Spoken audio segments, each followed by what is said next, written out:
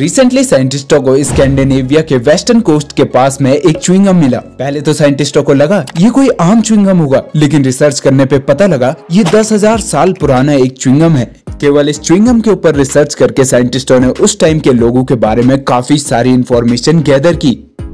आज से लगभग 9,700 साल पहले एक परिवार स्कैंडिनेविया के वेस्टर्न कोस्ट के अंदर कैंपिंग करने गया, और जहां ये परिवार कैंपिंग करने गया था वो आज के टाइम के स्वीडन के गोटेबॉर्ग के नॉर्थन पोर्शन में है। कैंपिंग के दौरान इन्होंने काफी टाइप की एक्टिविटी भी की, जिनमें से कुछ फिशिंग, हंटिंग और साथ ही साथ फूड रिसोर्सेज को कलेक्ट करना, यानी फल फूल को कलेक्ट करना।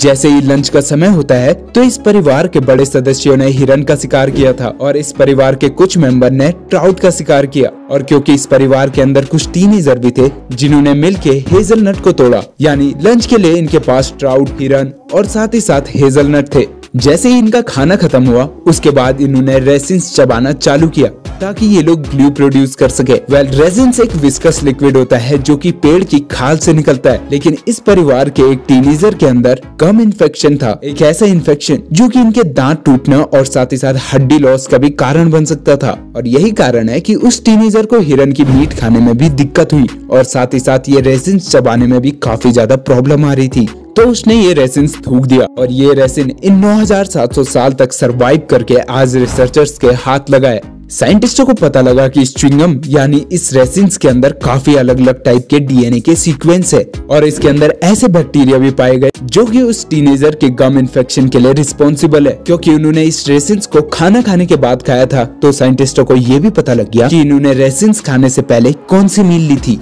लेकिन जहाँ पे ये चबाया हुआ रेसिन्स मिला था उसके आसपास काफी स्टोन टूल्स भी मिले थे और ये टूल्स और ये रेसिन्स दोनों ही 9,700 साल पुराने हैं। लेकिन यहाँ पे कहानी में काफी बड़ा ट्विस्ट आ जाता है जब रिसर्चर्स को पता लगता है कि इनमें से कोई भी डीएनए ह्यूमन से मिलता ही नहीं है। अब साइंटिस्टों के सामने एक और समस्या आ जाती है कि ऐसा कौन सा जानवर रहा होगा जिसने ये रेसिन्स को तो चबाया, लेकिन चबाने से पहले उसने शिकार भी किया था, और शिकार भी ऐसा वैसा नहीं, काफी अलग टाइप का, क्योंकि इसकी जो मील थी वो ना ही कार्निवोरस थी ना ही हर्बीवोरस। साइंटिस्टों के पास अभी तक के जितने भी रिसर्च के इंस्ट्रूमेंट थे वो सारे उन्होंने यूज कर दिए। बाद में साइंटिस्टों ने बताया कि उनके कोई भी रिसर्च ऐसे एंशिएंट चबाई हुई चीजों के ऊपर शायद लागू ना हो, लेकिन इससे फिर भी हमें कोई ना कोई ऐसी स्पीसी मिल जाएगी, यानी ह्यूमन के एवोल्यूशन का ऐसा फेज जो कि शायद हम लोग आज तक जानते नहीं है।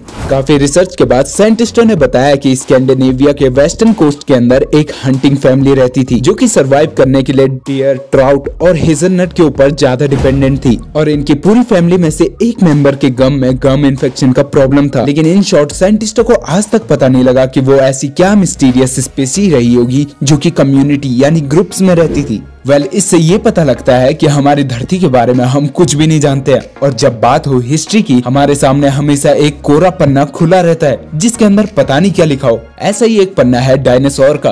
कैसे टी-रेक्स काफी ज्यादा डेडली बन गए जबकि वो स्टार्टिंग में काफी ज्यादा इनोसेंट थे। इवन उनके एंसेस्टर ट्राइसेराटॉप्स के भी कॉमन एंसेस्टर है। अगर आपको इसके बारे में जानना है तो आप हमारी ये वाली वीडियो के ऊपर क्लिक कर सकते हैं।